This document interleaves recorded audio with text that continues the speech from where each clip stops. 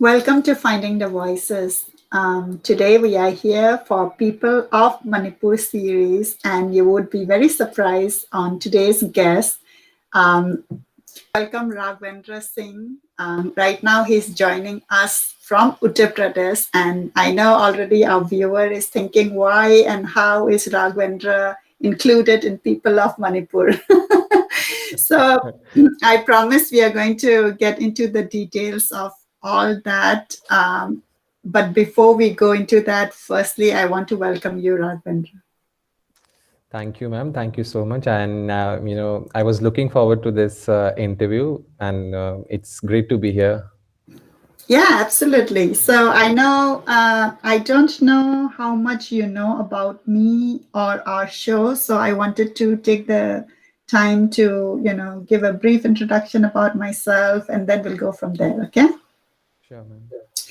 So I am right now based in Maryland in the East Coast of United States. Professionally, I have a background of computer science engineering, and I am working in one of the biggest IT healthcare firm in Washington, D.C. As a senior product analyst and in the product innovation team. So my job is, in giving solutions of healthcare, which I am very excited about. And as a background, as you know, I am very passionate about my birthplace, Manipur, and I have been, doing podcasts in Finding the Voices from 2012. So it's been, like 8 years now. And the purpose for Finding the Voices is to feature people of Manipur, is to, talk about their work, more so focusing on, spreading inspiration, education, empowerment, and a little bit of entertainment. But the idea is, initially when I started, when we would talk about Manipur or when we would Google Manipur, you would see more of the conflict news. So I wanted to change the landscape of the content of social media by actually featuring voices of Manipur, because I know that like there are a lot of people who are doing awesome, initiatives. So that's how Finding the Voices started. And right now, I am leading a project called 1001 Thagachari. Thagachari in Maithailol means thank you. It's a gratitude project for Manipur. And as I have been interviewing people for from 2012, I found that people were making a lot of effort, but there were not many people who were appreciating them or appreciating the work. But I know that their work, however small people may think, it is leading to peace and love, which is very much needed in a place like Manipur, where everybody and things are developing from that conflict, mindset. And like a lot of people have been affected by that. So for our listeners also, couple of weeks, I interviewed Mathanmi, and that's how I came to know about you and your choice, right? You were given a choice to choose to come to Manipur.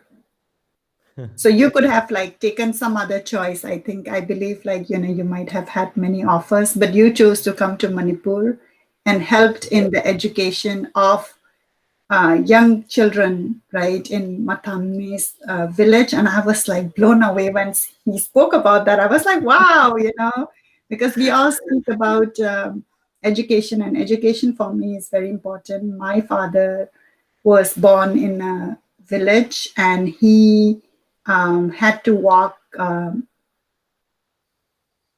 for a very long distance from one village to another barefoot after doing the chores of farming to be educated.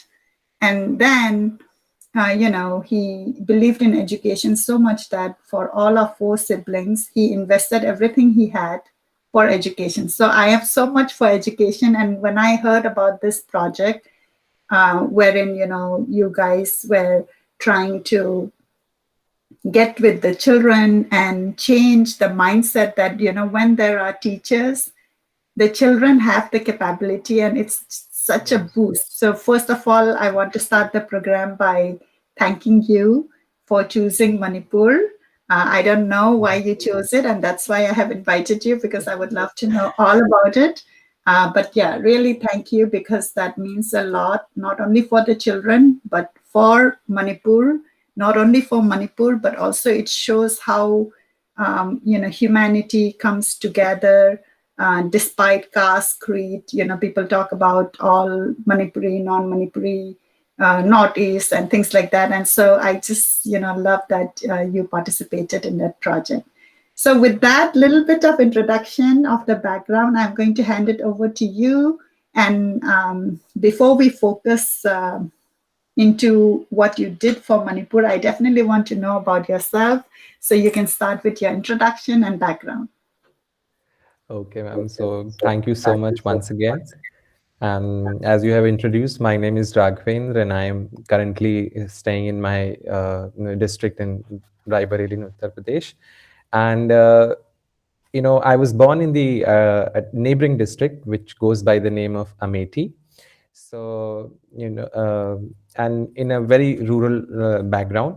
And then my mother had a vision actually of educating me, because she has not got that education, and she has seen actually uh, many other people in within her family and outside her family who are very talented, who have not not got that opportunity. So it was a story like that where she wanted to provide education to me. So you know ours is a very patriarchal society. I mean, it's not when I'm saying ours, it's not just limited to North India or one part of India. It's not, you see, it is a patriarchal society, Yes. specifically here.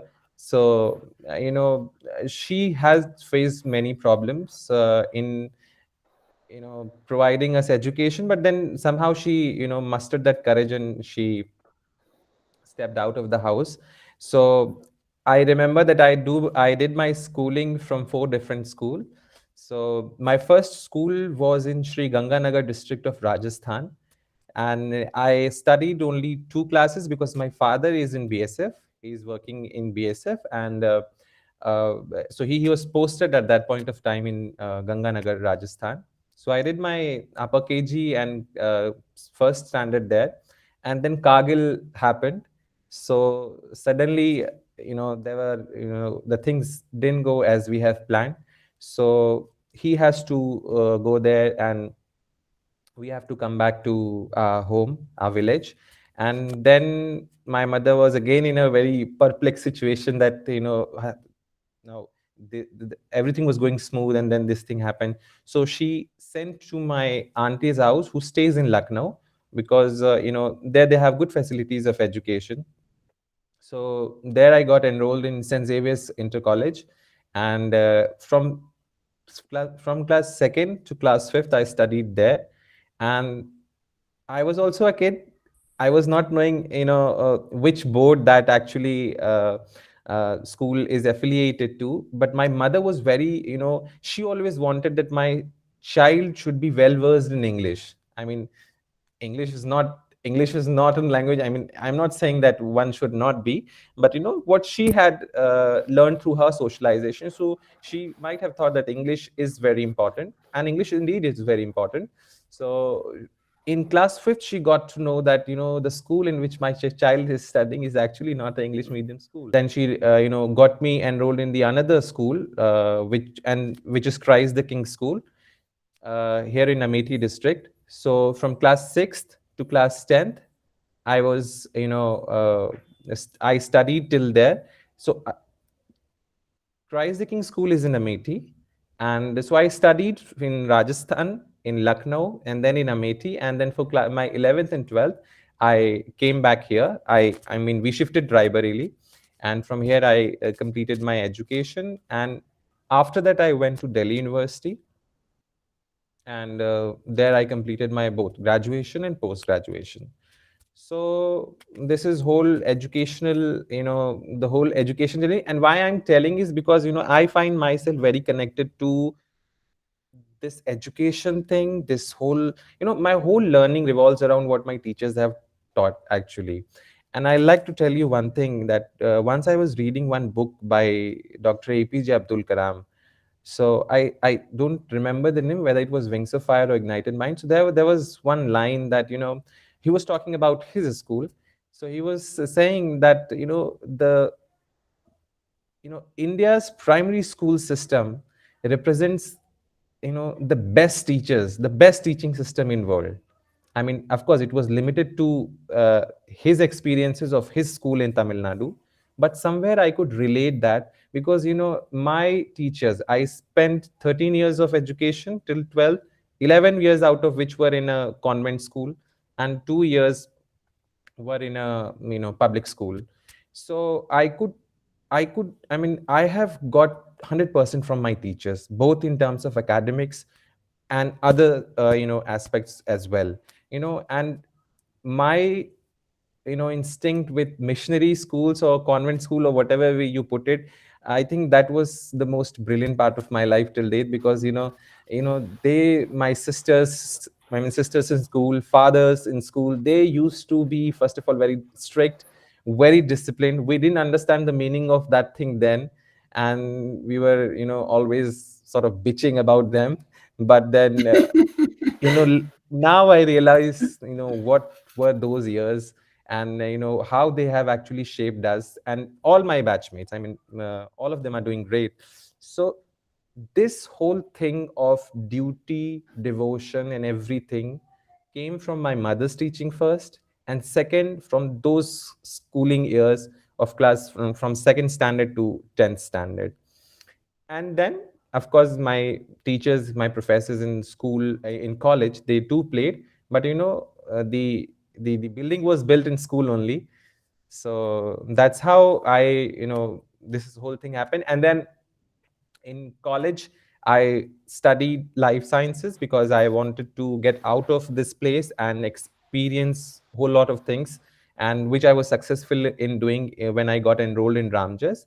And from Ramjas, I was very active in societies, college societies, national social service schemes, many other things. I was participating in, you name it, and you will, find my participation. So there, my teachers also noticed that, he has a lot of interest in serving towards, development sector, in serving the people, in interacting with people, in solving their problems, very social. My science teacher recommended me to, to try for social work, which is how I got for MSW, and I was not knowing about it. And then I got to know. I gave the entrance after my graduation. I didn't qualify in the interview round. I qualified the written, but I was so passionate about it that I appeared again after 1 year, and this time I got through with a very good rank. And uh, and I was lucky that actually I didn't change my choice because of a gap year, and that is how my whole journey of being a professional social worker actually began. And in MA or MSW, I got the chance to work in three different settings. So before telling that, I would like to introduce you to a curriculum of MSW, how it is there in most of the colleges in India. It is like you have first year and second year. In first year, you have theory classes as well as you have a field part, wherein what is being taught in the theory, you will be placed in one of the settings, which could be a village, which could be a community, or it could be an NGO. So you will be placed in that, and you have to practice what is being taught to you in the class. So, and for the whole year, like for first year it is different, for second year it will be different, and in between first and second year there will be a 2 month time wherein you have to do a continuous 2 months internship, summer internship or block internship, whatever way you would like to call it, with a organization which has to be an NGO, because the whole purpose of that internship is to make the student learn how social welfare administration goes on. So for the first part of my first year of my MA, I was placed in a village which was adopted by President of India. under a program called Unnat Bharat Abhiyan. So, under Unnat Bharat Abhiyan is a program in which all the central universities of our country, they have to adopt 5 villages in their vicinity, and they have to look for the socio-economic developments and all indicators, and that they have to work for that. So Delhi University had adopted 5 villages, and I was placed in one of them, and its name is Badarpur Khadar. So it's on the border of Delhi and Uttar Pradesh. And then we did a lot many things. We put in lot, because I and my coworker, we both were very excited. Finally we got the chance to work. So whatever we were seeing, we were just trying to help everyone. We were just trying to we were so excited, that we never studied theory part, what was being taught in our class. It was like, if we see some garbage being thrown on the roadside, so we used to call up the department, the cleaning department, and we used to complain that this is not done. So they used to come, and they used to clean it. So we were doing whatever problems we faced. We were just trying to make a immediate solution to it, which, and right, and later on we realized, but the villages were still not cooperating with us, in the sense, what we were doing, we were trying to institute a adult education program, because the literacy rate among student was not good. So somehow we found out that, if their parents are not responsible, if their parents are not responsible in the sense that they will not ask the child that what was being given to you, what was being taught to you in class, what was being given to you as part of your homework. So but why their parents were not able to do, because they themselves were not educated. So I mean, my coworker also, we thought about it, and we thought that let's start some basic literacy program for the adults of the village, and then so that they can monitor their child, the work of their child. And also the secondary motive was that they were not having they didn't have even bank accounts. So so some sort of financial literacy as well. So whenever from village, when they are going to Delhi, so they can see the bus numbers, they can read the bus numbers, right? So all sort of thing. So we tried to inculcate that, but this was failing, despite our best effort, despite our best efforts to give them, to help them in whatever way they were asking to us. But later on we realized that these are actually the needs that we are feeling. These are not the needs of the community. So this is how we discussed with the respective supervisors, and then we got to know that there is something, everything happens. I mean, this is professional social work, this is not charities. And professional social work has certain tools, techniques, and methods wherein you can identify, you can prioritize the needs, and when you put that, your efforts will be successful. So we learned something called PRA, and that has been my most exciting learning from social work, which is called participatory rural appraisal, where in a very democratic way, you identified the needs, you identify, and then you prioritize them, and then then you work on towards providing solution. So, and we did PRA, and ma'am, you will be surprised to know that the need, we were working on all A to Z sort of things, but the need, when after doing PRA, the first need that we found out was the widow and the elderly pension. I mean, this was the need of the village. And how did we do it? We employed one method, which is called the Venn diagram. There are many methods of PRA. We employed one method, which is called the Venn diagram method. So we mobilized the community into a panchayat ghar, men and women both, all residents. And then we just discussed them that what are your issues. So all of them, they told their issues respective. And then we found out almost 11 to 20 issues, and then we have written them on the ground by chalk. And then we asked them that, these are the issues. you take concrete, or you take whatever stuff in you have, you can take, chalks, or you can take soil, you can take leaves, and come here, and whichever issue you read, whichever issue you feel, you just put your vote on there. So they started doing that, all men and women, and after this process happened, after this process completed, when we counted out, the first issue was widow and elderly pension. And you will be very surprised to know that when we started working over that thing, our whole efforts got sustainable, our whole efforts were successful. It was because it was their need, and earlier what we were doing, it was our need, according to our needs. So this was all about the first year, and most of our efforts were successful. And then in the second year, I was placed with Bachpan Bachao Andolan. So it's an organization you might have heard, because its founder, Shri Kailash Satyarthi ji, he has been awarded with the Nobel Peace Prize also. So it's an organization which works for saving, rescuing children from child labor, from trafficking, and from bonded labor. So there, most of the work was supervised. I mean, we were not having that much independence as we were having in the village, because there was no one to supervise. But here, the work was supervised, because whatever work was allotted to us, we were given. So we were allotted raid and rescue programs as well.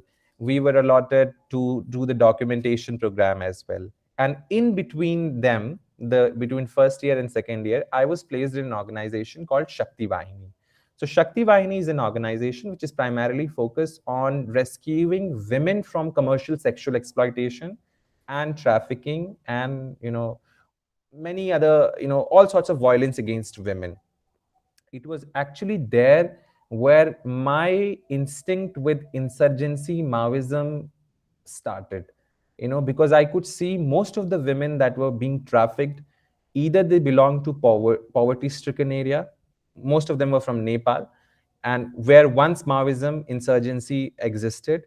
And in India, they were from that region of Jharkhand and West Bengal, where some sort of conflicts either had happened in the years or is still going on, but not a full scale insurgency. So just I thought that, is there a relation between this phenomena, trafficking and abduction, and insurgency or conflict, or any sort of uh, conflict? So I did a research on this in my MA final year, MA dissertation. So, and findings were a bit in the way I was thinking. In the poverty stricken areas, women were actually moving out because they didn't have resources, they didn't have money to feed themselves, their child, their family. And men were already working in field, some of them were even widows. So somehow, I got through that, and then I decided in the third semester that I will be working in an area where there is conflict, and I want to see how government services delivery, everything in field of education, health, or many other areas, how it happens. And Manipur was a natural choice for me, because my father was posted at that point of time in Churachandpur. He is in BSF, and I was already in conversation with Mathanmi, because he's also my college senior. And thirdly, because I started developing an interest in conflict mitigation and peace building. And fourth, which I think is the most important reason, I don't consider something, Manipur as some part of other land, mainland, or this land and that land. It is a part of my own country. And I recognize the fact that as part of my childhood, our textbooks are not loaded with history and geography of the northeastern states. And somewhere I feel that it's a lot of discrimination being done on part of the successive governments. But ultimately, I know that this is our country, this land also belongs to us, and the people in Manipur are my people. And therefore, it just happened, and everything went in the flow. So this is how it is. Awesome. Wow, what a story. All right. So before we go into the Manipur segment, there are a lot of things you have covered. What is your mother's name? My mother's name is Shushila Singh. Shushila Singh. And your dad? My dad's name is Rajendra Bahadur Singh. Ah, that's how you get your R. Yeah. So how many siblings are you? I have one sister. She is younger than me. Okay, so it's only both of you. Got it. Um, Thank you for elaborating, on the definition of professional social worker. Because when I started sharing, the interview of Mathanmi Hungyo, and let me just share it quickly. Okay, so let me know when you can see the screen. Okay, so Mathanmi Hungyo, his interview, we had done it 3 weeks ago, and you can see already we have around 22K view.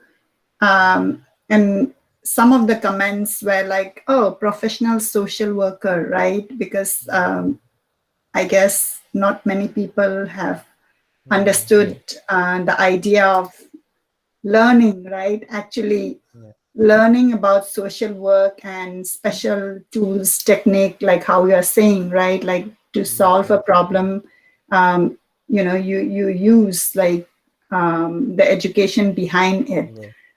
Yes. When you chose this line, was that supported by your family? Or it was I mean, in most of the, traditional households, I'm telling you, specifically in Uttar Pradesh and Bihar, because I am familiar with this, and it could not be in the other parts. The motive of the parents is to get their wards employed, get their children employed, yeah, so that they can have a safe and sound future. And you do it anyhow, so I they got to know my interest, actually. And later on, when in during my MA, they got to know more when they interacted with my teachers, because they had come to college and I have made them to meet with everyone. So they started supporting, and they are very supportive me of now regarding this profession as well. Yeah, but in the beginning, they were not knowing itself. right. I think it's a lack of awareness, right? Like, for Yes. example, when I Yes. grew up, of course, you are very much young. You said you were born in 94, right? Yeah. Yeah. And I started my engineering college in 94. Okay. I was in Bangalore. I was, 94 to 98. I was doing my engineering. So, what I'm trying to say is, at my time, um, again, like, doctor and engineer were the main choice, or rather, Yeah. acceptable choice, or rather, It the is still preferred there. choice. And I think parents do that because they know that you'll get a job, and they are true, right? I mean, I'm here in US because of my education, because of what I have learned, and I get a job, and that's my livelihood, and it's sustainable. But I didn't know of many different lines, right? And now when you tell about social work, and because people think about social work as just like you said, right, like some charity work, you just do it often, and a lot of people call themselves social worker, right? And now we are coming up with this term like professional social worker. So thank you for sharing about that. Also, you mentioned your education in different school, your Yes. Yes. interaction with the missionaries, with the convent school really, impacted and shaped, your thoughts. And I want to call out to all the fathers, the sisters of the convent, because I myself have studied in a convent in Manipur for my early education till my 10th grade, and I continued in Sophia College, again a convent. So we're very much in tune to their line of discipline, duty, devotion, what you had Yes. mentioned. Yes. Um, Me too. so you are absolutely right. I think our early values our early thoughts, the people whom we meet, what they teach, remain ingrained in in what we do and what we believe in future, right? Um, so let's continue with now the segment of your profession coming to Manipur. Okay.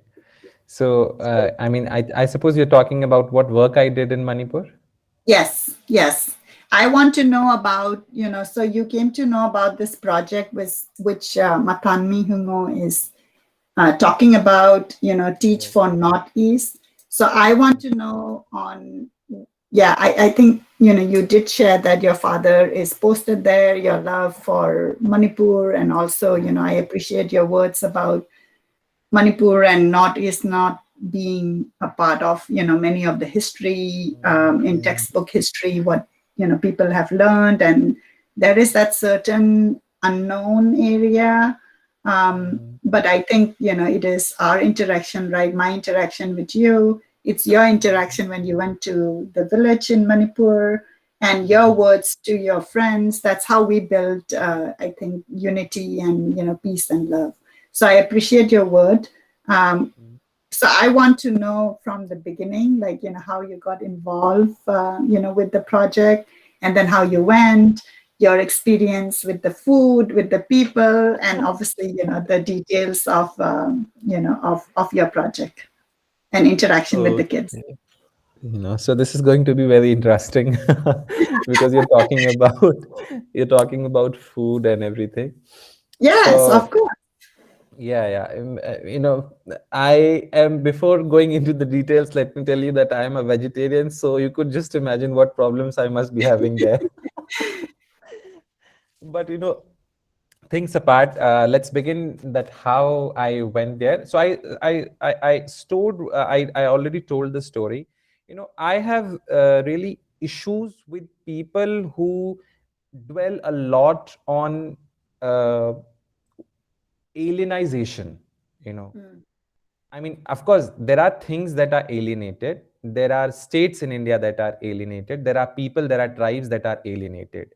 You know, but our job is to work towards their development, to make them realize that whether they want to come to the mainstream or not, right? It's again, it's their choice whether they wish to come, and they wish. It's not necessary that let's unnecessarily force them to join the mainstream.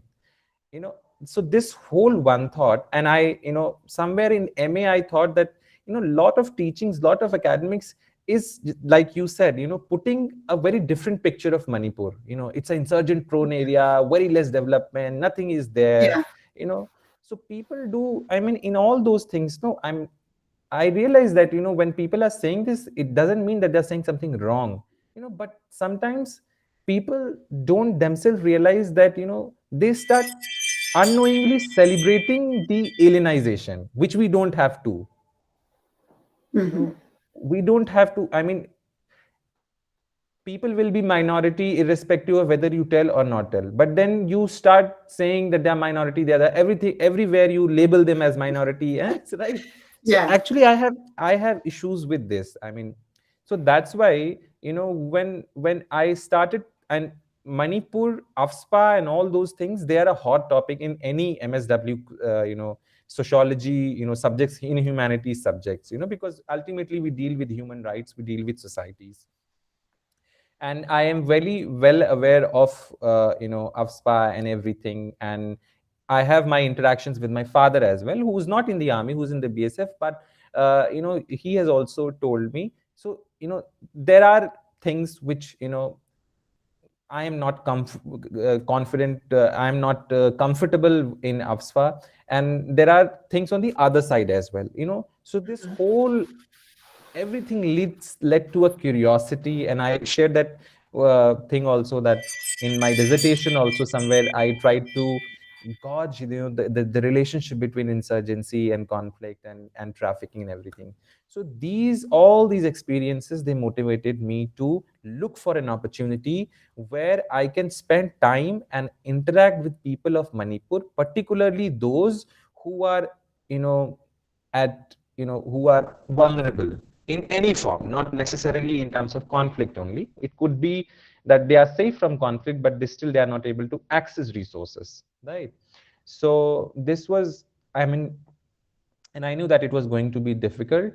So, there were many offers to me, from Vedanta, from many other, but, somewhere I was clear in my mind that I'm not going to join, not because they are good or bad. It's because what I wanted to do, I think they won't be able to provide me that. And, I remember in one of the interviews, because I was also, a coordinator of the placement cell of my college. So in one of the interviews, I remember the Vedanta interview happened in Hindustan Zinc Limited guest house in Lajpat Nagar in Delhi. And so after everything was done, we were rounding up, and they have announced the result also. So I had taken up the students who were sitting for the placement. So as we were leaving, the HR asked, that, I have a question. I said, please, sir. So he said that, why the hell have you not joined our organization? So I just told him, he said that, we will be also working in Odisha with tribals. We will be also working in Kalahandi district and, our CSR project and everything. I said, sir, it's, I am not denying the fact that you people are not working, and, corporates are also working in their own way and their capacities. But what I wanted is a more direct and more organic and autonomy in my work, which I don't think that I will be, because I had also worked in NGO setting, and I know that, everything has to be supervised. You can't work according to yourself. So I was looking for a project where I could explore my opportunity, to which extent I can go, and also, in terms of quality and quantity both. I Mathanmi was starting this fellowship, and meanwhile I was also monitoring what Mathanmi was doing before I had made up my mind. So before that, they were all. I know that he had his team, and they were going into villages of uh, Kamjong District, Ukhrul District, and researching. So when they came out with this fellowship, so I contacted Mathanmi, and then he told me that, you see, you will not be getting anything, and you will be getting only 8,000 and everything. So I said, it's okay, but, you just tell me what is the work. So he told me to check the website, and the fellowship had come. The fellowship was by the name of his organization, RREA Fellowship. So it was a pilot fellowship where they themselves also wanted to check whether, how long they can sustain if they start initiatives in field of health and education and everything. So I read the whole job description and everything, and I found it very, interesting. I immediately applied, and after the whole selection procedure for the written, and then there was interview, and I got through, and then I went in June. So that was my first, flight to Manipur, and my second to a northeastern states after I visited Meghalaya in 2014. And in Manipur, I landed in Imphal. Before landing, I just saw the valley, Imphal Valley, and it was so beautiful. And I was just wondering, when I landed, I told Mathanmi, in the sky, I was seeing those patches of land. They are filled with water. And what are those? So after a lot of interrogation, he found out, and actually the thing that I saw from the plane was the Fumbadis of Loktak Lake. Yeah. So yeah, so it was my first vivid memory of that. And then I landed in Imphal. My father had also come to receive me at airport, and and his brother was there. Then for 1 week, I stayed at Mathanmi's house, and then we landed. Then we boarded for Kamjong district, and in Kamjong, I stayed with the Mathanmi's Okay, I'm going to uncle quickly only. bring up the Loktak image. So this is what you saw. Yes, yes, yes, yes. Exactly. This is the one. This is the one. Yes, yes. Yeah. Yeah, So just for our viewer, definitely look up Loktak Lake in Manipur and you would see a lot of pictures. yes, yes. Okay, So sorry yes. to So interrupt, but I thought I just wanted to bring it up. no issues, ma'am. And then then from 9th of July we started our work, and So then this was 2019? no, it was 2018. 2018. Okay. Yes, 2018 July. I passed out my MA in the same year, May 2018, and then after 2 months gap, I joined here because the work was supposed to start from July only. So Mathanmi had told me that he had already conducted research, and and he wanted to start his work in, I mean, there were many issues. There were issues in health as well. There were, because we had only one community center, health center in Kamjong, which is now planned to be converted into a district hospital. I don't know, whether it is, when will that be fulfilled. But then, and there was only one government high school, which Mathanmi has already might have told you, Kamjong High School, where we worked. So he told me, that this is a 6-7 months project, and we are trying to find out, that if the services that we provide in terms of teaching, in terms of extracurricular activity, so how long students can go. So it is like, it was about promotion of the project named promotion of the quality education through enhancement of learning levels among students of Kamjong High School. Yeah. So, and there were two components to it, because the project says it is promoting quality education through enhancement of learning level. How we will enhance the learning level, we had two components, very clear components. First component was the academic part, and the second component was the extracurricular. I mean, we had a lot of plans, but actually after discussing with we thought that let's keep it simple, because it could be possible that students may not be able to cope with this thing, and so we'll not haphazardly bring lot of things in a way, so let's just first analyze, identify, and prioritize their needs, and then we can work. So in the first component, I had already told you that it is about academic performance. In the academic performance, I have also gone through the interview of Mathanmi, and he was saying that there is a problem of teachers' absenteeism, and after that, there are teachers, who, on papers they are teaching in the school, but in reality they don't come. So there is a substitution. They allot, they themselves put some teacher on their behalf, pay them 6 to 7 to 8,000, and they themselves enjoy in their homes. And So this is, yeah, I have heard about this happening. Yeah, substitute teaching. And I'm telling you, ma'am, this was very new for me. Absenteeism is there in India, but yes, I mean, I couldn't find it in here. So it was something very new, because I was really very So are the substitute locals of Kamjong? Is that how it works? You can say, and I'll tell you one interesting story.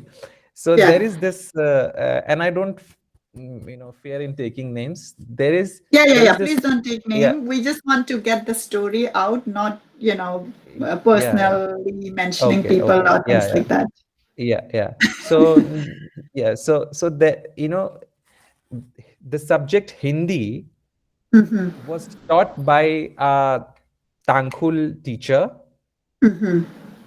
And the person who was recruited for Hindi, he never, I mean, I never saw him in 6 months' time, 7 months' time, because he was living in Gorakhpur in Uttar Pradesh, and he had given the charge to that Tangkhul teacher to, to teach. But she was very regular. She used to come. She used to take all the classes, right? So this is how it was going, and I was, and now I mean, I'm sorry I'm laughing at this, but it is a fact. Like, we have heard about this, and to all our listeners, this is happening in Manipur. Like, this finding is, we are talking about 2018 when you went, and I'm sure it's still there, right? Like, teachers are recruited, they are there, their name is there in paper, but they would subcontract it to somebody local, and they would be going and teaching on their behalf. Yes. So so this is both negative and positive part to it. Negative because the person who is supposed to do is not doing, and the the positive part is this, because the students were themselves not able to understand Hindi, and when a Hindi teacher explains them in Hindi, that would be less effective as compared to a Tangkhul teacher explaining them in Hindi, because then they can converse in Tangkhul that this is not, I'm not getting this. Yeah, true. Right. But I think Yeah. the government, has to then give the opportunity to local people who are Of bilingual course, who of can course. I teach mean, that government has to subject. look into this. Yes. So these all, all issues were there. So we focus. I told Mathanvi, after spending like for 1 month, I didn't do anything. I just came to school. I took my classes and I just observed students. Nothing else. Got it. Yeah. And then from July, I remember from July 31st, we took first initiative. We organized the essay competition, because through that essay I wanted to know what is going on in the minds of students on various topics. So I remember, the topics that we gave for one class. And in 2018, FIFA football had just happened at that point of time. So we just thought of, we gave, I think one topic was organizing FIFA in Kamjong in years to come. And then the other topics for class 10th, I remember the topic was my vision of Kamjong. For class 9th, the topic was, if what would be if I would have been school principal, so so all lot of good things. The best response came from class 9th students, because that was a creative topic itself, that what would have been if I would have been the principal. Some of them, they took out their whole anger against the principal, and some of them provided very good solutions. Some of them shared their vision, that what improvements they would like. And I collected those copies. I showed them to Mathanvi and to the principal as well, because Mathanvi told me that you should show to the teachers that what students expect of him. Based on those, from class 6 to class 10th, we kind of found out that what actually students wanted, and we read each and every copies there. And for that whole 1 month, there was another intern. uh, she was a student of Jesus and Mary College at that point, so she also helped me. So we both were a team. And after that, she had left because her college were reopening. And after that, I clearly told Mathanvi that the two components that we have taught, academic component and the extracurricular component, will be going simultaneously. In the academic component, what we did in those 6 to 7 months, basic concepts in science and mathematics were taught to students with an objective to develop a clear understanding of the concepts, so that no students have doubt. Because through my interaction and my classes that I was taking, I thought that it is vague to teach them syllabus of class 7th and 8th and 9th and 10th when they themselves are not knowing how to do carry subtraction, carry addition. They were not doing, I mean, I forget about division and multiplication, they were far. So I just thought of first clearing this. Now, but the problem was, there they have this school from morning to 1, and it is entirely different from this time. And many times when I started, when I thought to stop the students, they told me some excuses, that they had to fetch water, they had to go for fishing, and they had to go for classes and all those things. I just was thinking that how to engage them, so that they can actually sort of trust building between me and them, actually. So for that, I dwelt on the second component, that was ECA, extracurricular. We started a book club. And what we did, there was a campaign already launched by RREA team. It was about online book donation drive. So where people all across India and from other countries as well, they were requested to send the books. And many of them did. So we collected around 117 books by the way of post, and all of them were brought to this school.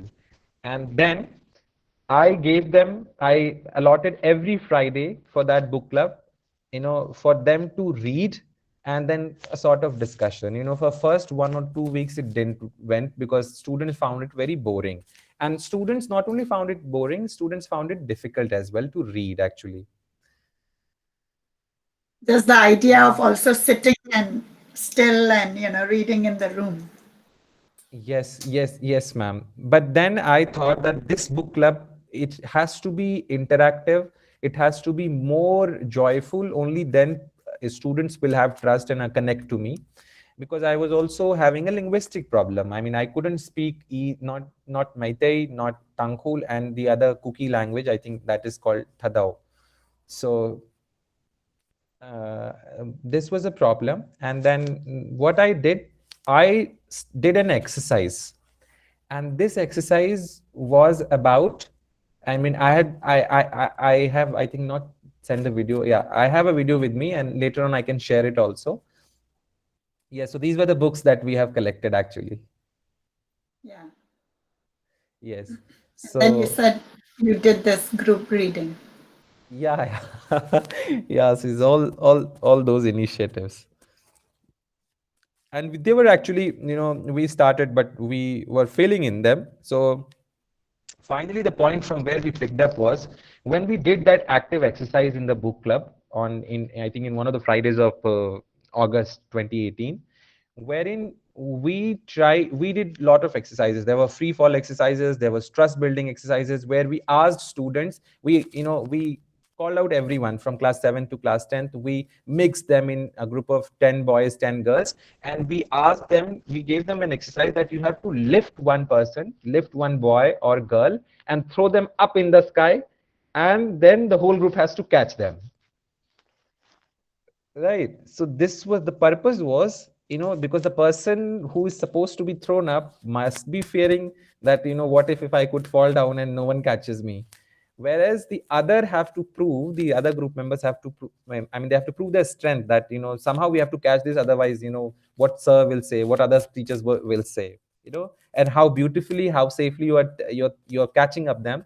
So that will also, that was also counted. So there were 5 groups, and I'll share that video. It's a very, very, very good and very Yeah, joyful please video. do.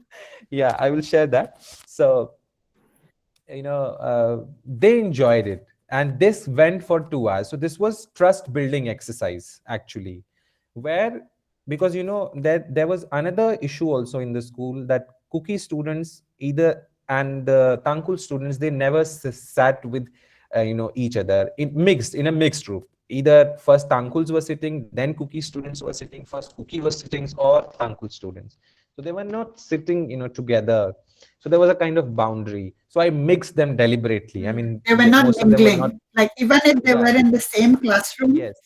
Yes, yes, they were Got not it. mingling. So I the my it was deliberate for me to do that, arrange them in the group, in the mixed group, and do it. So this is somehow there was a initiation of trust, and this we did it for 2 or 3 Fridays, and they enjoyed it. But my and it was serving my purpose also, that they started opening up to me. So first of all, so linguistic barriers started dwindling down. I mean, there was still, but then they could actually, because once you develop a trust, you have feelings. I think then probably language will not be that Right. barrier. So just a second. Yes. So then then I started again those classes. So what I did, I told them that in the classroom, when your class hours, when your school hours are going on, I will teach you the syllabus. After school hours, I will teach you that syllabus, that part of thing that which you don't know. So the first part that I was telling, the basic science and mathematics concept of addition, subtraction, multiplication, division, all those things, which was not part of class 7th, 8th. So that you could also complete your syllabus, and you could also well versed in the first in the basics, and then in the advanced part of the syllabus. So I mean, I came to school. I was the first one to come to school. I was the last one to leave the school around 5. And then this somewhere, ma'am, I think it worked for me, for Mathanmi, and for RRE as a team, because I could see when I was coming and going to and fro from my where the place I was staying, I could see parents coming to me, interacting. I could see, and they were not able to speak the language. I mean, they were not able to understand me, but still, I mean, the Right. smiles on, yeah, smiles on their faces. I mean, they could recognize that I'm the teacher of the child. So, and I still remember that, ladies used to come to me after the church service. I think on Saturday there was church service. So after finishing the church service, they used to come to me just to thank me. I mean, I remember two incidences like this. And sometimes when I used to sit on shops where they used to prepare tea, because in Kamjong I couldn't find a you know tea which was, I mean, milk tea. They used to put that they used to they And used to you were put that missing powder. that. Yeah, so they used to put that powder and first prepare a milk, and then they used to make tea of that milk. Mm, So this was again, because I am fond of tea, and so they used to prepare something called champra, which is the mm, lemon tea, mm, right? mhm. So yeah, so whenever I used to have champra, so they never used to take money. So sometimes, and despite my requesting, that it is not nice that you are also doing your business, I'm doing my business, nothing else. But as a gesture of gratitude, they never Right. took, despite me insisting. So this is how the trust building happened, not just among the students but between their parents also.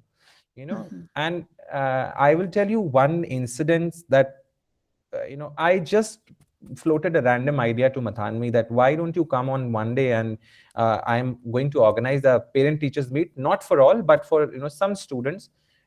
So he said, you mark those students and you tell them to bring their parents, you take permission of the principal to organize that, and then I'll come.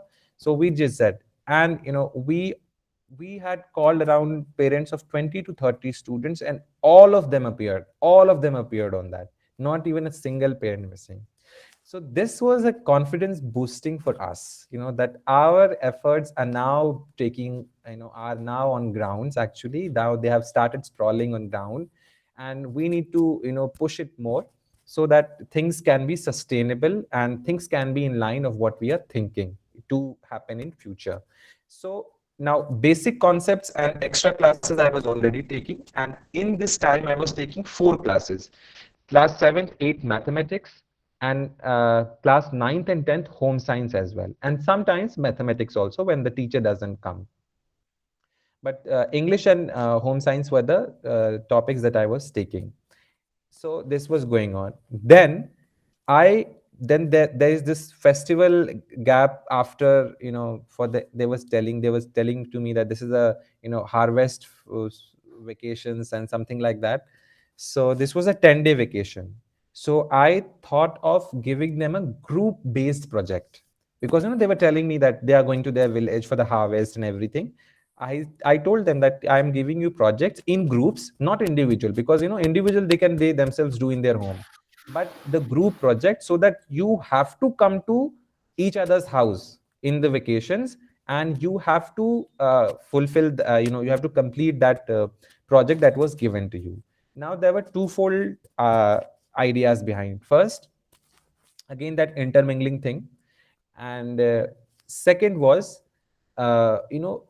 checking the group's checking the cohesiveness of what we were doing for 2 3 months, whether how is it only successful in school or outside the school campus also.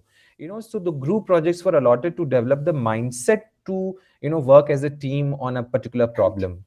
Yeah. So we started group assessing their group dynamics. you know I and I'm telling you, they brought some wonderful projects. And I can also request you to show the file that I have sent. There was one first aid box, the very Yes, first let I me think. let me bring it up. Yes. So if you could just enlarge it, if it happens. So Let's see if I can. yes. Yes, yes. So you could say the prepared by roll number this and this students Yeah, of class. I think it's 9. class 9, 2018. Yes, yes. So this that's what I projects like this I gave them to for the team building thing, and so that it could also benefit the school's property as well, schools resources as well, could be used to students. And then there for other classes I gave them projects to there were 10 projects that what should be the nutrition during pregnancy and lactation, what are the uses of radio and television, and lot many things. There were 10 to 12 projects. How would you implement midday meals in your school, because that was not being implemented. What is the use of right to information, and all in a group of 10 people used to do that. And so they have made some wonderful projects. And in one another picture where students were where books were kept,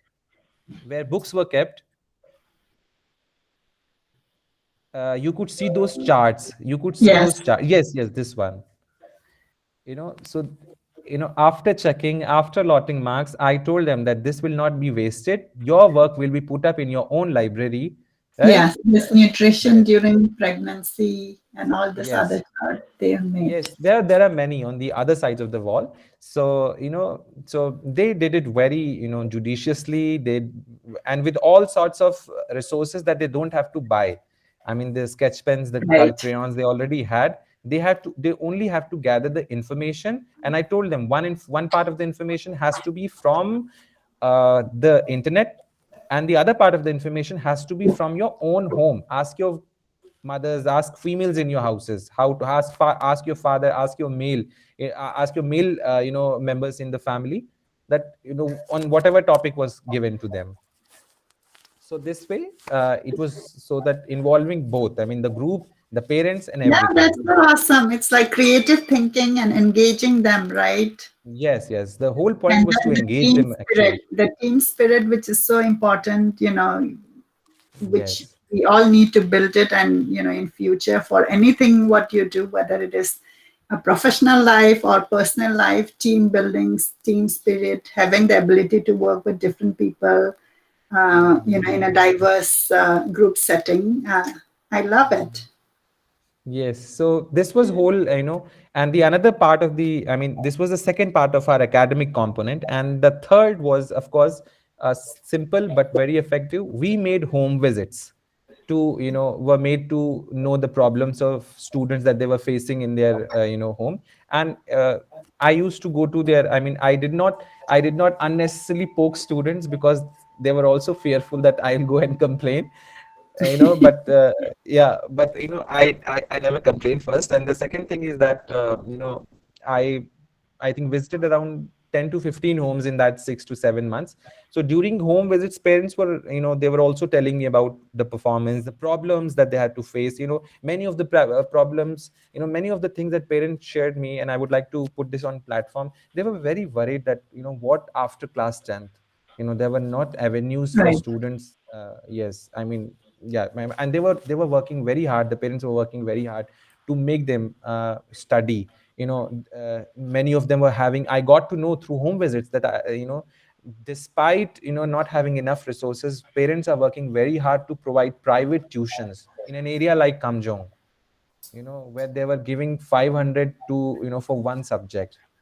So so this was also an issue. And ma'am, one thing I would also again bring it here, after we started those extra classes for covering up the after school hours. This was whole voluntary. I mean, this was, I didn't force on students, because I knew that some of them were having Yeah. a work as well. Our classes started with around 10 to 12, mostly girls, 2 3 boys, and rest of them girls. And by the time we ended up, we were having 40 students in our class. I mean, it Yeah. went for 3 months. Yes, and all of them were voluntary, no, nothing forced. All of them Yeah, came that's voluntary. beautiful because what the process taught is they are realizing the value, and so they Yes. opted to, come. But I am very curious, like when you said, like, the school timing is morning to 1 p.m. Is it from 9 Yes. to 1 or 8 to 1? I think it is from 9 to 1. Oh, for a high school, that's all? Yeah, yeah, just 4 hours. That again was, it's. I Yeah. was surprised that, and yes, it's good that you brought actually the scheduled timing was not this. The Mm, scheduled timing, there were 8 periods, 4 before lunch, 4 after lunch, right? But the teachers there, first of all, there were not enough teachers, and the second thing, teachers are not bothered to extend it till 3. They mm, were, they used to have 4 periods before the lunch, and after they only used to have 2 periods. That's it. And mm, I had put this issue with the school administration management. They were not very much willing to extend it, because some of them, they have to leave early. There were teachers who were coming after 9, leaving, just taking their class and going, using mobiles in their phone, using mobiles in their classes. So these all issues mm. were there. But if I have to get in that area, it would be, again, whole different world. There were many problem on parts of teacher, which I used to tell all these. I used to make reports and send it to Mathanvi, because I never talked these issues with parents when I used to meet them in my way, because this would be, first of all, this would, this was nothing. It will in a no way benefit our initiative. Second, irrespective of how they are, I have to take their cooperation, because I was not a local. I was new to that area, and I have to I mean, I can't change everything in just 6 months. So I knew this thing. So I was very satisfied with the way I was working. But still, sometimes I used to tell principal that, sir, please be, a little bit, stringent about the way they are coming, the at what time they are leaving, check their syllabus whether if they have completed or not. So all Yeah, those no, things. But absolutely. I mean, I understand it's out of the realm of your project, but it's yeah, good for us to talk about it so that we can reflect that, hey, a children's education, if we are talking about only, 9 to 1, that's very less yes, time.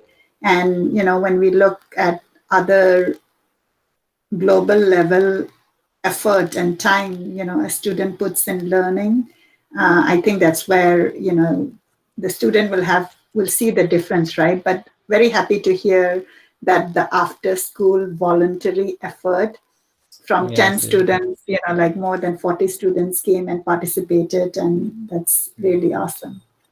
yes. And So, then, there were girls, there were boys. I mean, after we ended, the number of boys increased. yeah, So yeah, so I mean, then the parents, I think I also heard from the place where I was staying. The uncle told me that someday there was a, discussion in church also, that if someone from outside is coming and devoting these hours, so why couldn't the teachers, or why couldn't our people, do those things? So I mean, right. this was actually not my motive, but this was the motive of Mathanvi, and this is still the Yes, motive of Mathanvi, to pass the ownership, to the people who are living there. you know absolutely. yes, because you have to think for your own right, for no one else will come and tell you, so this is whole kind of, rekindling or igniting that spirit, that yes, we are the one who will be helping ourselves, and then after that there will be other people who will be helping us. So this Right. And was. also, Mathanmi was sharing about the statistics of how the students improve academically Yes. just by the effort Yes, of one teacher, right? yes, And so yes, it's that boost for the children, for the youth of Manipur, that, you have the talent, you have everything in you. You just need that ambience, the infrastructure, the support, and, you could become a world class, world level student who could yes, create and think and perform in every possible way. So I think there are a lot yes, of things which have you have achieved. I see that as a big achievement, not only for your project but for the whole society. I love the idea of mingling, the trust, Yes. teamwork, and all those different extracurricular activity which you are learning in a fun way, right? Yes, ma'am. Yes, So ma'am. now tell And me then, about how yeah. you coped up with the food, the people, the language. I have never gone to Kamjong myself, Yeah. so I'm going to say you have seen a little bit more of Manipur than me, even though I was born there. So yeah, tell me about the place, about the people, about the food. Kamjong is very beautiful place, and I just wish to return to that place for next part of my life. Actually, I mean to place like Kamjong, whether it could Yeah, be any part of our, whether any of the northeast states, or where sort of less disturbance from the northerny of urban life and is there. So and I'm working for that only. But then let's come to the question. It's a very beautiful place. Whenever I used to wake up in the morning, I used to see clouds below my feet. So, yeah, yeah. So it was very good nature wise. And then I had a lot of problems when it comes to food, because first of all, I was a vegetarian. I am a vegetarian, and the second thing is that. I by that time I was not able, I mean, I have never gone into and prepared something in my kitchen, so never ever. So yes, so I just learned to prepare dal, because there's nothing to prepare in rice. I just learned to prepare dal just by one day when Mathanmi had dropped me to Kamjong. Like we came on Kamjong on 8th July. So he told me that, look, this is how dal is prepared. So, on 8th July night, he told me how to prepare dal. And from 9th, I think, not from 9th, after like 10 days, I stayed with, my food's responsibility was of his uncle and aunt. And after that, when things got arranged, the gas and the stove and everything. So I started, preparing. So the first thing that I prepared was rice and a dal, moong ki dal. And then I also, meanwhile, because, I wrote preparing rotis takes lot of time, and because I was already working in school, after school also, I mean till school, and then for the I'm glad you agree on that. So I love rice.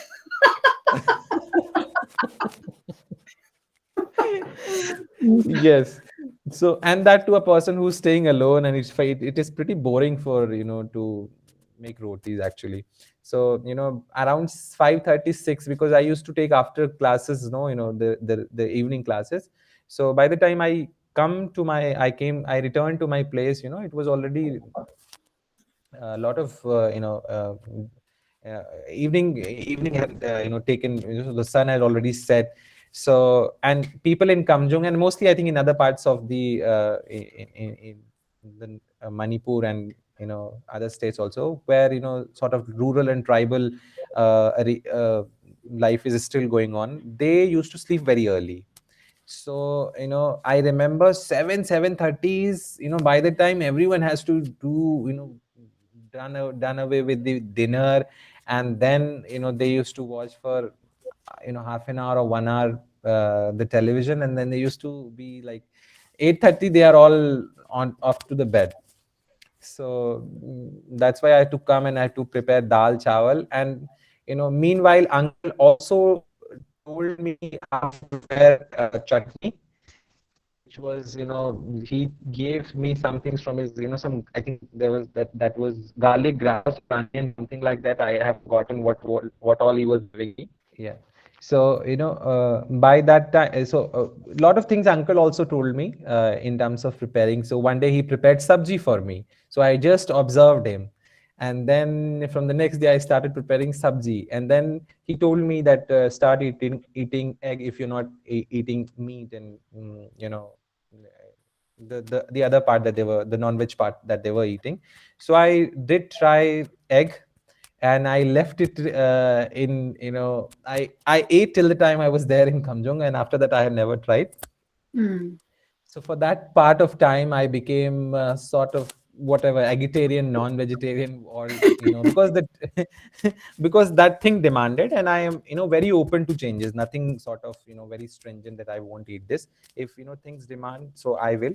And then uh, uh, then uncle used to give me those corn. So he used to tell me that these corns are from Myanmar or Thailand, because they were very different from the corn that we used to have here. So a lot of good things actually, taste wise also. So this, and then I mean, was the food part. I really struggled with food. So, and sometimes I used to go to one or two stalls which used to sell puri. And in Manipur, actually, I fell in love with this puri and chola, which they used to give. I mean, this was there in Imphal. So I visited Imphal in these 6 months twice. Every time taking my students to some competition at state level, and I made sure that morning evening I used to have these things. So this chola with a very less spice, boiled chola, boiled chana or chola, whatever it is, and then the puris. And so I used to have it, and after I came back, I told my mother that you should prepare on Sundays like this. She's still not able. She's still not able to actually put that taste, but I am fine with it, because I know I told them that this is typical Meitei women and Tangkhul women, they can prepare it. I think you, you people can just prepare spice wali sabzis and So, yeah. what about the So vegetables? Like Manipur has a lot of unique vegetables. Did you try anything? I don't remember exactly that what vegetables I ate, but I remember that uncle used to boil these mustard leaves, and there were other also some, I think bamboo shoots were also there. Mhm. So not exactly vegetables, but they told me to try it actually. So I used to boil mustard seed and have it. Then there is some structure by it's similar to guava, pear or guava. I don't remember the name. Squash. I Mhm. think they used to tell it Oh, squash. yeah, yeah, yeah. Dashakucha. Yeah, it's Yes, yes. yeah. So I used to have that also, and uncle has a lot of those squash in the garden. Got it. So I used to pluck them and I used to boil them and have them. Yeah. And this actually became a very bad habit. From a person who was not liking to that scores, and by the time I left, I actually started liking a lot of scores. So whenever I used to go in Delhi, I mean, those scores is not available here, but whenever now I go to Delhi, I made sure that I go to, I tell my northeastern friends that you should arrange this when I'm coming to Delhi. So yeah, I used to have those. Yeah, there are a So lot of those like, vegetables actually. And yeah, but I think, you had to kind of arrange your own food. But maybe the yes, next yes, time you go, you would know what else you can try um, yeah, besides the veg. So I'm gonna yeah. quickly pull up my screen. I did a search on Kamjong just to see what pictures come up. So I'm guessing, like, this picture might be a similar view to what you have seen. They are not able to see it actually. Okay, maybe it's taking a little bit And time. those houses in the fourth picture. Yeah, These are the areas from where cookie students used to come. Fourth picture. this one. Yeah, yeah. Okay, yeah. So this was probably when some problem was there. But yeah, as you Yes, can yes. see here, like over here, Yeah. like, you see the mountain and all the Yes, houses in yes, yes, between. yes. Yeah. And as you can see, when we are searching, a lot of pictures with armies, I guess. Yes, yes, yes. There's an Assam rifle camp there. Oh, this is the school you went, Kamjong High Yes, yes. School. Yes, yes. This is the school. Okay. Yes. Yeah, Assam rifle. Yeah. So just a little bit of This is the photo of glimpse. Mathanmi with the two girls. Oh, this one? Oh, okay. Yeah, this one. Yeah. The Better India. Okay. Yeah, they had covered our work, Better India. Yeah, and as you can see, all those conflict-related Yeah, yeah. pictures too And coming up. I could recognize these areas, because I used to go and have Oh, champra there. Yeah. yeah. The red tea. So tea with Yes. lemon. That's what you had. Yes, tea with lemon. And sometimes uncle has those, I think those bananas, and sometimes he used to make tea from the dried bananas also. I don't know, what were that, because but they were very good in taste. Ah, yeah, yeah. There are a lot of flavors, flavored tea. Okay, so I'm going Yeah. to go back while we are on this page. I'm going to go back to your album, what you had sent. I think we Yes. covered about this picture, the This first one. 8 box prepared by your student. This is the library Yeah. with all the Yeah. awesome other projects, what the children have done by themselves. Yes, ma'am. And this is them interacting and studying. Yeah. Yeah. Yeah, reading book is one more thing which I really encourage. And as part of Finding the Voices, we actually have, you know, book club reading, which I co-hosted with my mother. And also we encourage like general reading, not only like Manipuri literature reading. Okay. Um, so yeah, so I love that, the one of the thing you have achieved while doing there is building, a small library for them. And I was very surprised when I went to many school, I would ask, where is the library? And there would be no library, or if there is a Yes. library, it would be a small shelf, which is like, Yes. oh, it is in that corner. And I'm like, oh, doesn't the children have access? So I think we still have to grow in that area of having like a lot of Absolutely. books, accessible for the students. Yes. So this is the, yeah, tell me a little bit about the science lab. Yes, it is actually like as you said, there are books kept in one storeroom, and Yeah, then uh, so these were the apparatus. Just see the degree of this thing, that yeah. so many apparatus, so many these microscopes, the flask, the test tubes, even the highly vigorous acids were kept in one corner of, logged one corner of the room. And I think only one or two teachers were knowing about this. So how this is stemmed was, I was telling them in the home science class, I was teaching them this concept of first aid. And then I dwell on to how injuries happen and how do they get, how the body reacts to some cut or injury. So this again took me to the cell division. So I told them that I asked them that, have you ever seen a cell? So they said no. So from there I thought of showing them a cell in microscope. Mhm. So I thought of arranging, and I told this idea to the principal. So he said that you can't because you don't have any apparatus there. I told this again to my team at RRA, and Mathanmi told that because his father was also the principal of this school, Mhm. or ex-principal.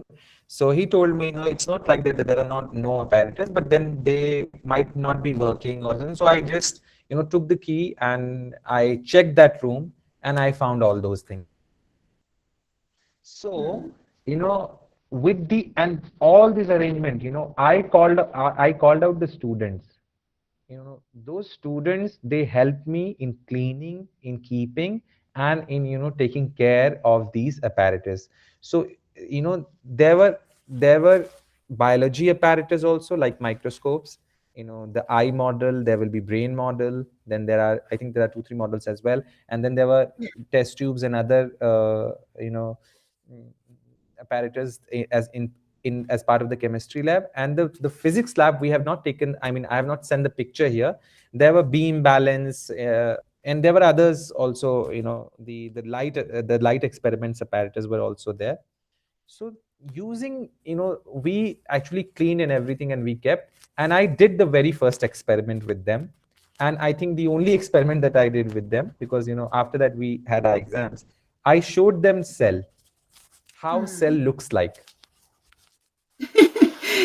So yes, so I Yeah, no, took that's the good. I mean, just from that one question, how it led to like, oh, so how do you see a cell? Where is the equipment? And then just, getting into that Yes, bottom yeah, this is of how, it. and so it was again because possible because of the cooperation again of the principal and the students only. So I told them that I demonstrated them how to do the experiment. I asked one of them that you have to bring the onion, and then I took them that how carefully you have to peel off, and then you have to put the lower epidermis of the onion under microscope and put glycerine and saffron on it, and then adjust the light.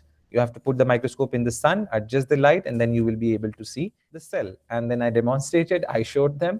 They were they were very happy to see, because you could, I mean, I didn't capture those things actually. Otherwise they were very happy to see what was they were reading. I told them this is the cell wall. I mean, the cell that I had, it was rectangular in shape. Mhm. So I told them that this is the cell wall, and you could see the large vacuoles there, and you need even finer microscope, you can see the nucleus also.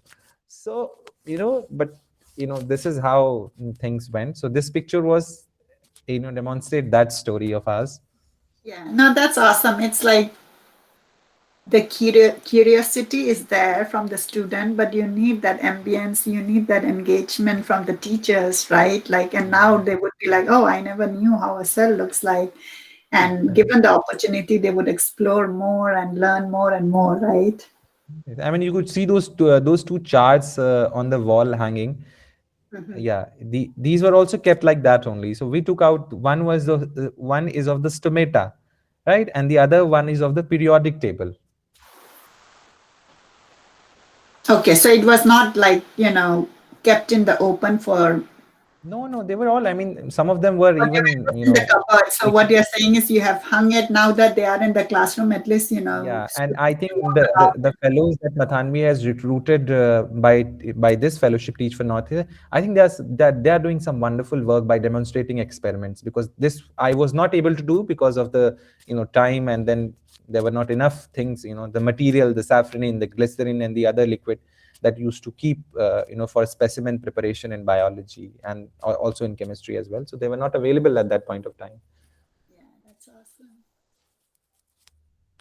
Okay, and And this this is the very, I mean, this is the most exciting exercise that I have done in the book club. So on one of the Friday, and I have told you, ma'am, that they were not intermingling. They were not having information, that they should not make fun of other people, they should not make fun of the students, the teachers. And so I thought of putting up this exercise. I have learned from my teachers, and my teachers have learned from an NGO called Pradhan. So Pradhan is a NGO which works for tribal people in the central India, Chhattisgarh, Madhya Pradesh, and many other states. uh, this exercise is called, we have named it is as equity exercise, wherein you get to know about why equity is important along with equality. I mean, equality is of course giving same amount of things to all people, but then equity is something very different thing. So the idea of doing this exercise stemmed from the perception of students about people, someone whom they unknowingly, out of their childishness, they will rank lower in status, something like that. So what we did on one Friday of the book club, I called out students of 9th, 10th, and 8th. 7th also I called out, but I didn't involve them in the exercise because I don't think that they had that caliber to understand that. So I made them to sit in as part of the audience. I had taken out 25, I mean, with the help of students, we had made 25 chits.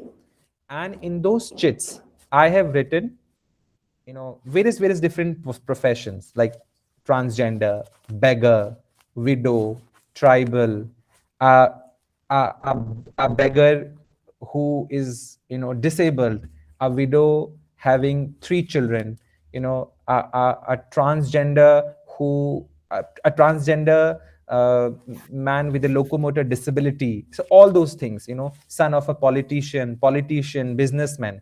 So in one chit, one profession was, not exactly profession, one status and profession was written. I made them to stand in line, 25 chits, 25 students. And then each of the students had one chit. So they took, all of them were having one chit. And then they were standing on one corner. I stood exactly opposite on the other corner with a distance of around, let's say, 100 meters. And I told them that, I will dictate from here, I will announce one condition, and you have to see, you have to imagine, you have to feel whether the chit that you are having and the role, the name you are having, assume yourself as that. So if they had the chit of beggar, they will assume themselves beggar, and then assume yourself beggar and respond to my call, whatever thing I'm saying, right? So you all 25 people have to read your chit and assume yourself, and then you have to respond. And what was the response? Whatever thing I have said, if you think that you in that role can do that, you are, you have no hurdles in doing that. You have to take one step forward, right? And if you are not, you have to be at your place. You don't have to move. So if you're able to do, and right. So now the first thing, for example, I'm telling that the first thing that I said, watching a movie. Right. So of course a beggar can't do that. Right. A son of a politician can do that. A businessman can do that. So those who thought they can do, they took one step forward. Right.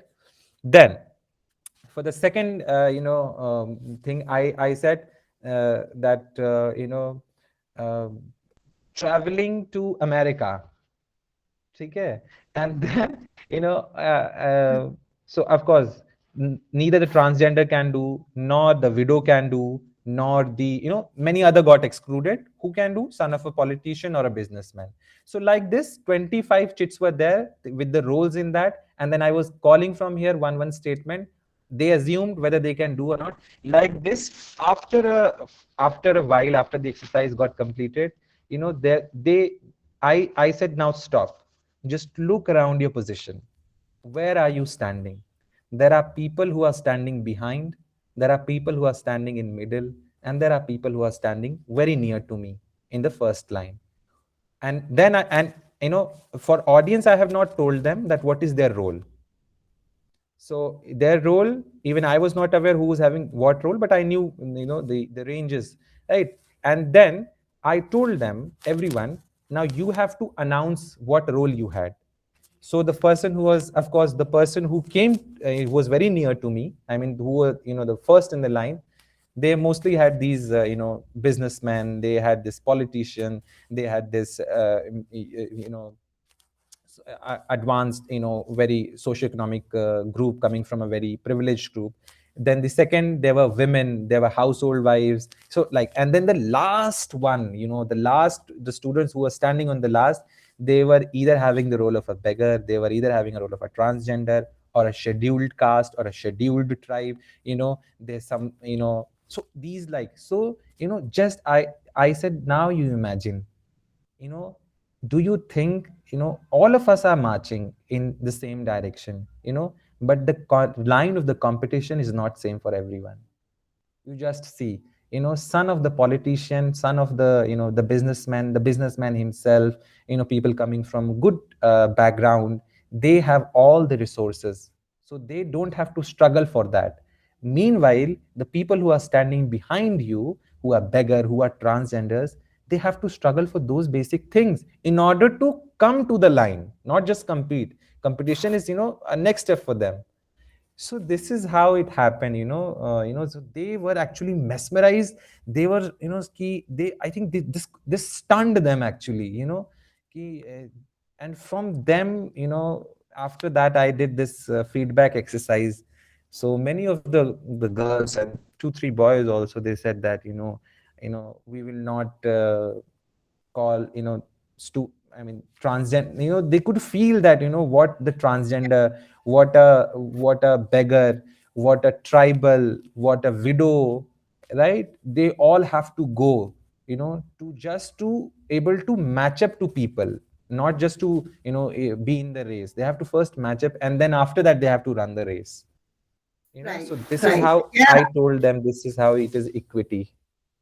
yeah, that's the beautiful. But I think, like more and more involvement, participation of the youth in such exercise is not only like going to help them reflect, but I'm sure that, the statement what you have made, and when you're telling the story, when you're actually in participating, while participating, it'll be a whole different experience. And, um, I just wish that more people get to participate it, because I think it raised the awareness, right, of hard Yes, work, yes, not yes. only of hard work, Yeah. but also realizing how, people of different diversity, and when you say something, having that at the back of your mind.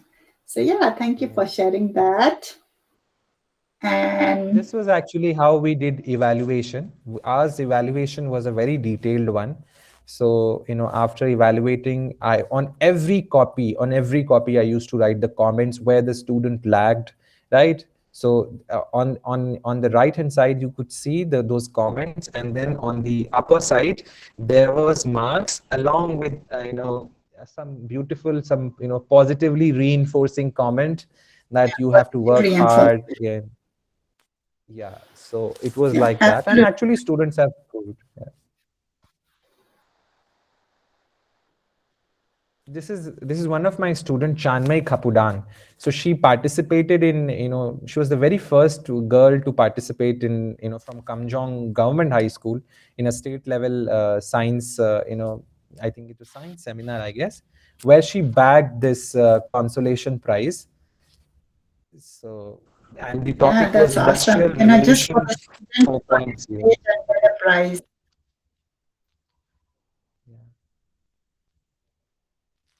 And this was this was actually me when I received the best teacher prize, when I took one of my students in December 2018 to the state level science and mathematics exhibition seminar, wherein we have to wherein the students have from different schools of Manipur, they have to demonstrate uh,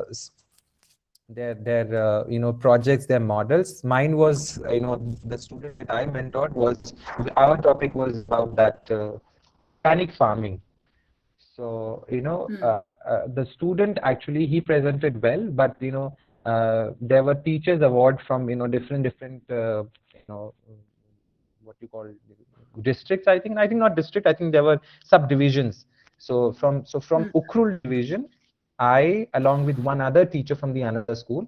So there were, 8 to 9 schools participating from Ukhrul. So two teachers were awarded the best teacher prize by the state education department. So I was one of them. So this was the one that I was receiving the prize.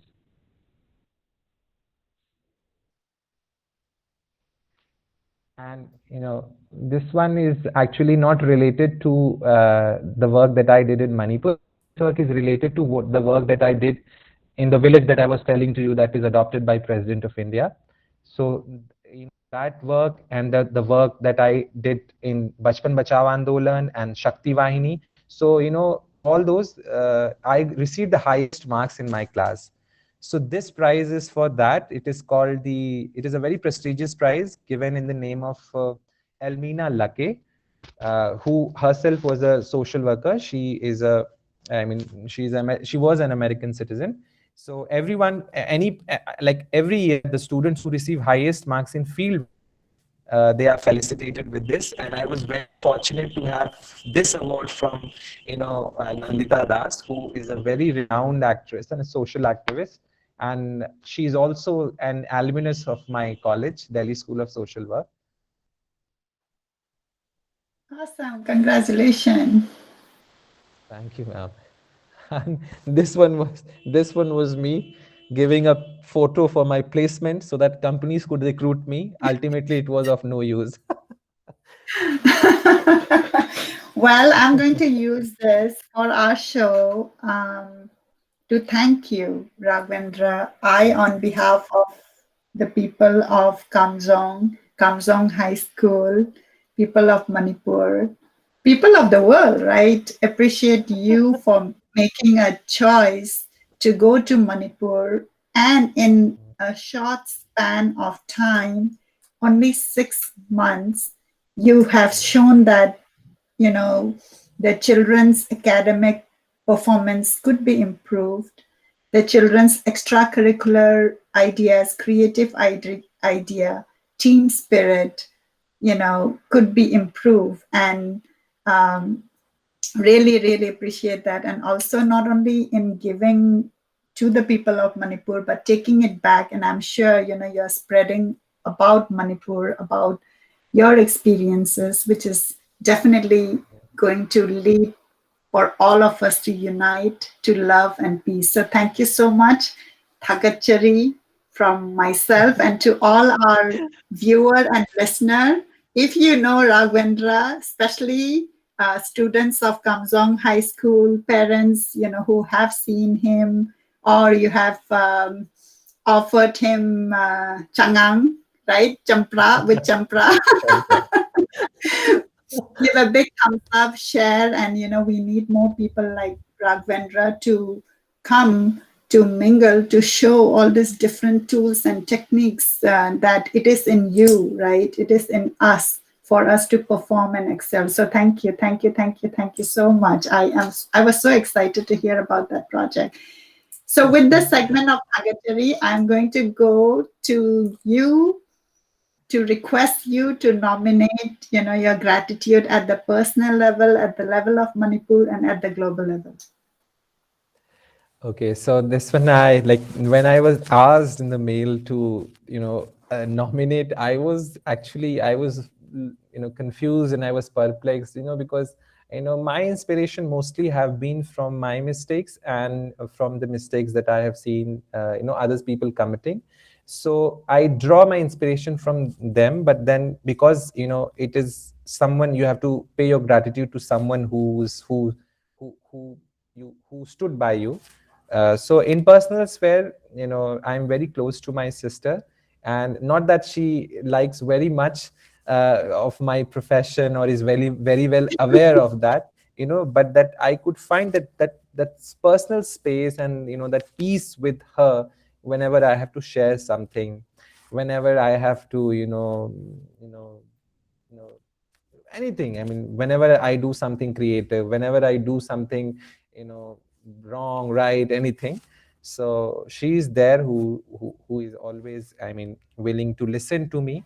And that is all I want from people, that we need to listen to each other. So she is the one who is a very active listener, one of the very best qualities that she has, and I have to imbibe that quality. So yes, she is the one, my go-to person when I am especially emotionally let down. And then at the level of Manipur, is Uncle Penza Shimre. He is a lovely man. He is someone whose company I have enjoyed thoroughly, and he is someone whom I miss. He is Mathanmi's uncle and the person on whom I stayed at his place, and he was very caring. If I didn't return to school, to the place after at 6, so he used to call me and then acquire about my where am I, what am I doing.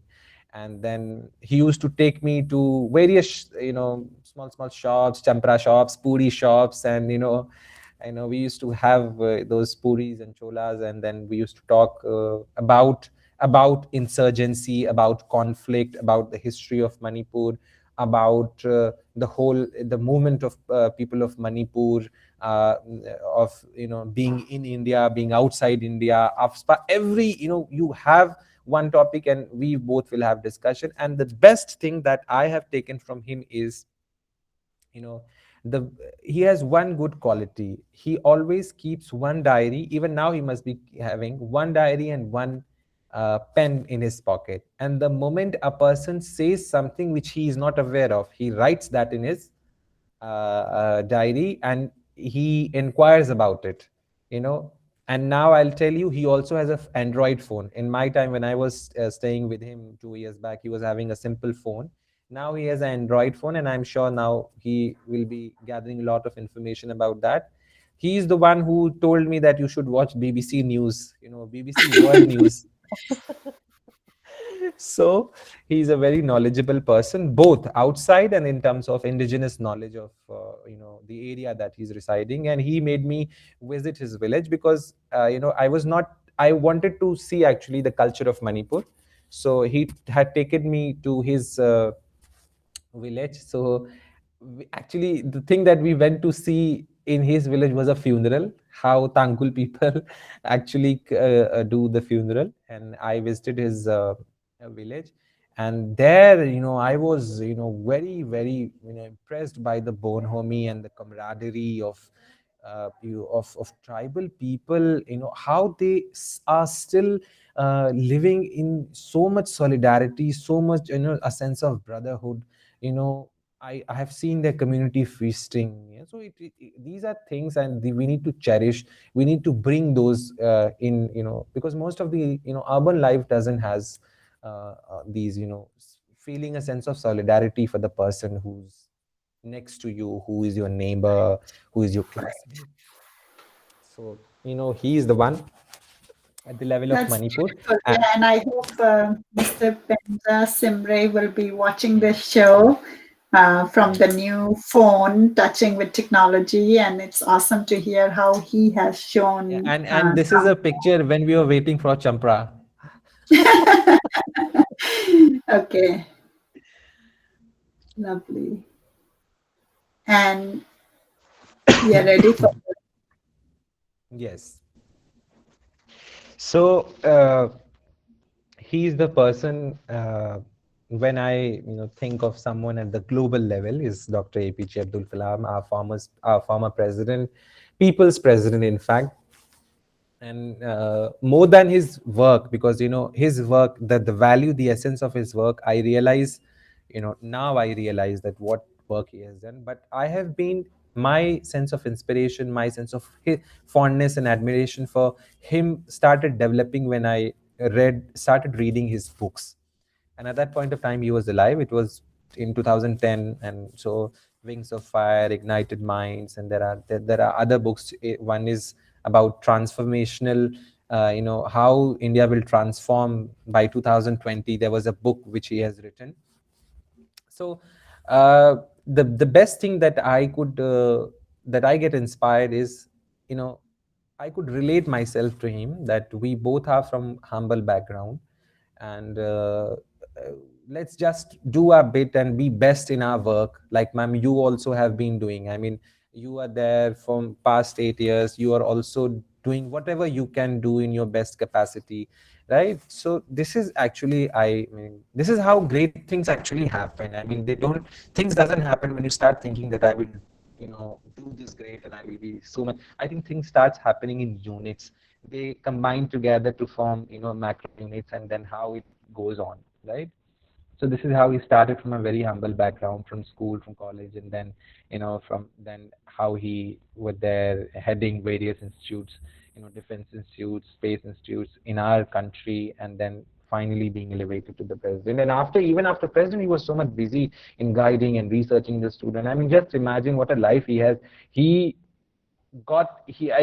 died, while doing the best thing that he's known for, delivering a lecture. He suffered a heart attack when he was delivering a lecture in IIM Shillong. So this is how I think that I should be a person of integrity. I should be working for my country men and country women, and all my citizens, and with all the best of ability, learning and getting inspired from them, and same time whatever I have, giving to them. So this is how I think that change happens actually. Yeah, absolutely. Beautiful nomination. I love all your nomination. Thank you for Thank you. participating in Thagachari. And I think Thank you. now, I don't know if you knew the word Thagachari before. If not, you have learned one Manipuri Maitei Lol word. Yes. Um, is there anything else? I know I took more of your time. The conversations are lovely. I'm sure that, we'll meet again in future to hear more about your initiative because like you said, right, when we don't think it as a job, but you do it more for a passion, that's what Sure. change happens. And I love the idea and what you have been implementing positive reinforcement, which is what I believe Actually, in too, right? If we want to find fault, you could. Many people can find fault in me too. But what if we focus more on what can you do positively, right? Like yes, when you were exactly. evaluating, okay, you got this much mark and giving that positive reinforcement. So Thagachari is also that positive reinforcement into our society because sometimes we have become so attuned to, oh, this is not good, the system is bad, this is bad. But what if we jump and say like, hey, if it is bad or whatever, there is a gap, and I know that some of the gap cannot be filled, but what if we do what we can within each of our capacity, Sure. right? And Yes, ma'am. I strongly believe that that is going to connect all of us, irrespective of boundaries, whether it is caste, creed, or whatever be it. And so True. I am so happy that you are in our show today because that's a very sign of unity, and we are connected today Absolutely. because of the work, right? Yeah, So thank you. absolutely. Is there anything else you would like to mention before we end our show today? Ma'am, I think we have, covered everything. Yeah, and yes, one thing I would like to, mention is my appreciation towards you, because there are so many people doing their bit, like I said, in their own capacities, in different parts of world, in different parts of Manipur state, and we ourselves are not aware. They themselves are not aware. Those who are working. So I think this particular initiative, people of Manipur finding the voices, the moment Winnie ma'am told me, so I went on the link, and so there are so many of videos. There are so many people who are doing so wonderful work. I was not even aware of. So these platform needs to be built up. They needs to be maintained, so that for two things. First, networking is important because it could lead to snowballing tomorrow, right? I can be helped by some other person in the same field, or that person can be helped by me, for and then the another thing is, this presents a whole different picture of the Manipur, right? So yes, I mean, there are so many people who are working for at the grassroots to to bringing some transformative changes like this. One of them is, of course, Mathanmi, and you, right, sitting in Maryland and doing that thing is again an inspiration. So I mean, this is how it should be. So thank you, and my for such kind words for me, and thank you for doing such a great initiative, and I thank you from the bottom of my heart. Yeah, with that, we are going to end our show. And to all our listeners, right, like Raghwendra said, it is also for me every weekend I invest my, morning time to take interviews and then share it with the people.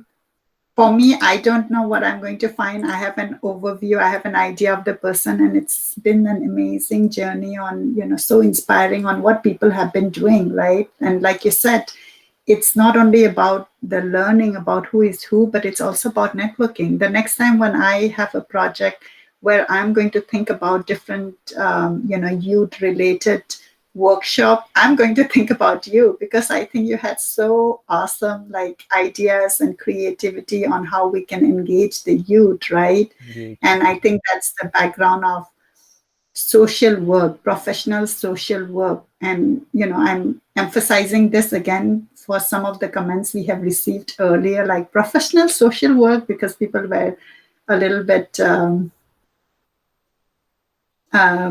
I guess, new in hearing about professional social work. And it takes a lot of learning, right, to tools, techniques of how to engage, how to get people together, Yes, and I love it. absolutely. So, yeah, so to all who are listening, keep sharing, because our community is built with all of us connected together. And when we share, we learn from each other. So with that, I'm going to end today's show, and do continue tuning in for yet another episode of People of Manipur. So thank you so much, Raghwendra. Thank you so much, ma'am.